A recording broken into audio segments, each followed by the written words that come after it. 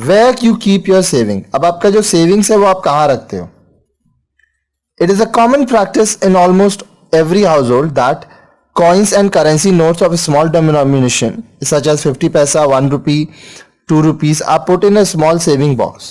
अब देखिए, हर एक परिवार में, हर एक घर में एक चीज है जो कि देखा गया है कि कॉइन्स या करेंसी नोट जो छोटे छोटे होते हैं, जैसे 50 पैसा हुआ, 1 रुपया, 2 रुपया, ये वो लोग क्या करते हैं, गुल्लक में रखते हैं, एक छोटे से सेविंग बॉक्स में रखते हैं. All the members of the households find pleasure in contributing to this mini saving activity. आप देखिए, घर के जितने भी मेंबर्स होते हैं वो क्या करते हैं, ये जो आप छोटा सा जो सेविंग का काम कर रहे हो इसमें पैसा रखते हैं. आफ्टर सम टाइम, से अ मंथ और some months, when the box is open, the family finds good amount of money existing in the box which becomes very useful to buy some new things. अब मान लीजिए एक हफ्ता बाद, एक महीने बाद या कुछ महीने बाद जब उस बॉक्स को खोला जाता है तो परिवार क्या पाता है कि उसमें पैसा है काफी, जिससे वो कुछ नया चीज खरीद सकते हैं. It is a kind of tradition for families to have such a saving box. अब ये जो सेविंग बॉक्स है ये समझ लीजिए ऑलमोस्ट हर एक परिवार में आपको मिलेगा. A family saving box is an informal way of saving. अब ये जो फैमिली सेविंग बॉक्स है ये कोई फॉर्मल नहीं है, इनफॉर्मल तरीका है सेविंग्स करने का. It can not be used for saving a big amount. अगर आपको एक बहुत ज्यादा पैसा सेव करना है तो आप इस तरह से गुल्लक में पैसा रख के सेव नहीं कर सकते. It is also not safe to keep money in this manner because of threat of theft.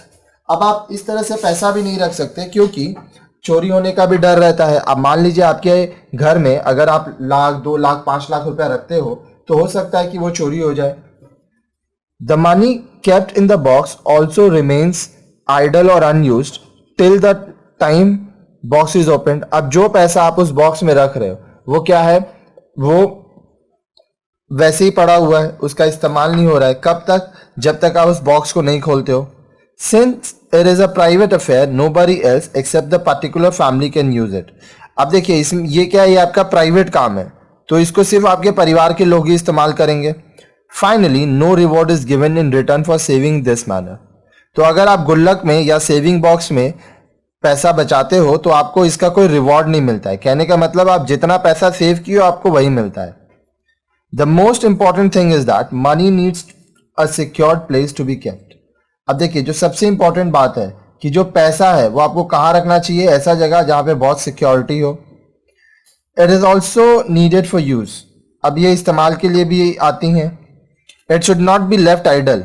उसको ऐसे ही कहीं नहीं रख देना चाहिए. मान लीजिए आप अपने अलमीरा में 10 लाख रुपए ऐसे ही रख दिए तो वो पैसा क्या है, आपको कुछ फायदा नहीं दे रहा है, वो जहां है वो वैसे ही पड़ा हुआ है.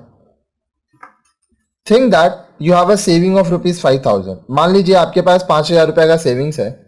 If you do not use it for a long period then it remains idle and useless like a dead wood. अब मान लीजिए ये जो 5,000 आपका सेविंग्स है, अगर इसको आप काफी समय तक इस्तेमाल नहीं करते हैं तो ये क्या है, आइडल है, यूजलेस है, एक डेड वुड की तरह, एक मरी हुई लकड़ी की तरह जिसका कोई इस्तेमाल नहीं कर रहा है. You are neither using it for yourself nor you are allowing anybody. ना तो ये आप अपने लिए इस्तेमाल कर रहे हो ना किसी और को इस्तेमाल करने दे रहे हो. Keeping all these things in mind, society has provided institutions where you can keep your savings. अब ये सब चीजों को ध्यान में रखते हुए जो हम लोग का समाज है वो क्या किया, कुछ इंस्टीट्यूशंस बनाया जहां पे आप अपना पैसा रख सकते हो, सेविंग्स रख सकते हो.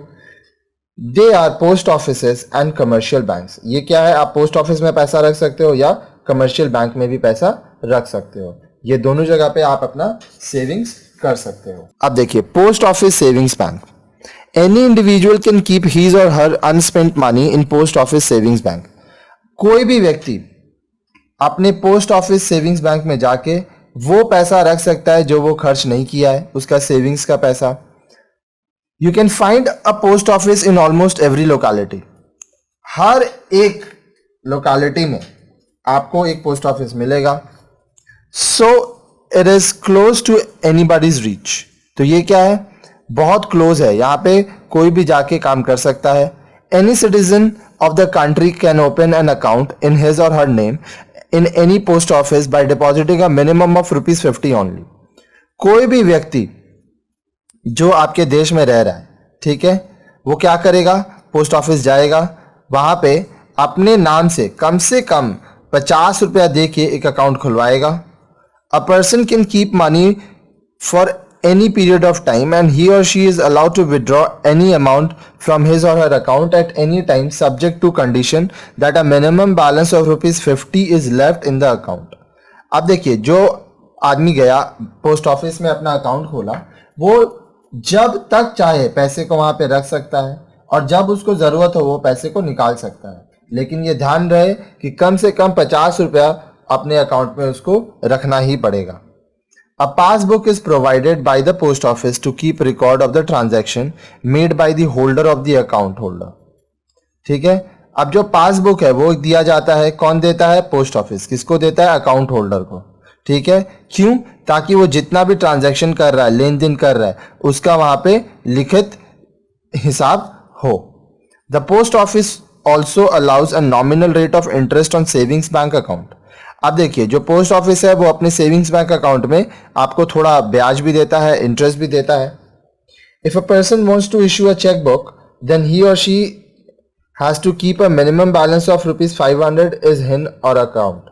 अब देखिए, कोई व्यक्ति है जिसको चेक बुक इशू करना है, तो वो क्या करेगा? अपने बैंक अकाउंट में, ये जो पोस्ट ऑफिस का अकाउंट है उसका सेविंग्स बैंक अकाउंट में, वो 500 रुपया मेंटेन करेगा। कम से कम 500 रुपया उसको रखना ही पड़ेगा। Next, savings account in commercial banks. अब जो कमर्शियल बैंक में सेविंग्स अकाउंट होते हैं, we have already said that commercial banks accept deposits from the public. हम लोग पहले भी पढ़ चुके हैं कि कमर्शियल बैंक क्या कर सकते हैं, वो लोगों से डिपॉजिट लेते हैं। An individual who wants to save money can open a savings bank account in a bank. अब कोई व्यक्ति है जिसको पैसा बचाना है, तो वो क्या करेगा? बैंक में जाके एक सेविंग्स अकाउंट खोलेगा। The minimum amount necessary to open an account and the minimum balance to be left after withdrawal of money are prescribed in the concerned bank where the person saves money। अब देखिए, कम से कम आपको account खोलने के समय कितना पैसा लगेगा। दूसरा बात कि जब आपको कितना रुपया वहां पे मेंटेन करना है। ठीक है, ये अलग अलग बैंक का अलग अलग हिसाब होता है, अलग अलग बैंक के अलग अलग नियम होते हैं। ये आपको कैसे पता चलेगा? जब आप बैंक में जाओगे अकाउंट खोलने, तो वहां पे आपको ये चीजें पता चलेंगी। Like the post office, a bank also provides a passbook to the depositor which shows details of deposits and withdrawals and the balance available। अब देखिए, पोस्ट ऑफिस की तरह बैंक भी अपने डिपॉजिटर को, अकाउंट होल्डर को एक पासबुक देता है जिसमें ये लिखा रहता है कि कितना बैलेंस अवेलेबल है, कितना डिपॉजिट हुआ, कितना विड्रॉल्स हुआ। A commercial bank allows a nominal rate of interest on the savings bank account।